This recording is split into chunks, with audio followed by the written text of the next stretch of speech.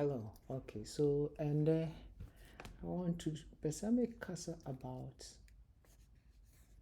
adjacency list.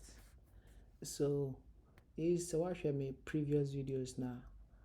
May casa about graphs. So an example of a graph now we casa about this can be example of a graph. Alright. You have something like this.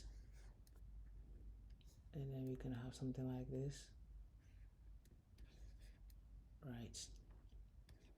You have 2 let's see, you have 3 you have 1 and you have 0 right. In programming, if you have your mouth graph a bit is say sign a bit more representing in a programmable way, right? In another way, one of the ways how you to convert graphs into a programmable way is called adjacency list, right? An adjacency list basically your node graph node back on how many other nodes are connected to, right? In the advance you have 0 and you see 0 no 0 are connected to 3, 0 are connected to 2, 0 are connected to 1, right? Into 0 to 1, 0 come 1, 0 equal 2, so 0 equal 2, 0 equal 3, and 0 equal 3, right? Near about 1 so. And you say 1 equal 2. The same time as 1 is high to make a 0, right? Into 1 can 0 and a 2. Yeah, for 2 and you say 2 can 0 and a 2 can 1, so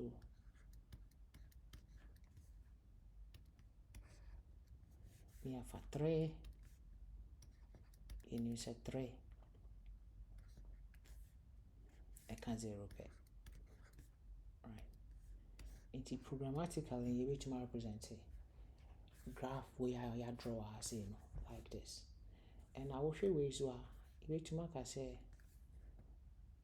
way a key and a way a value.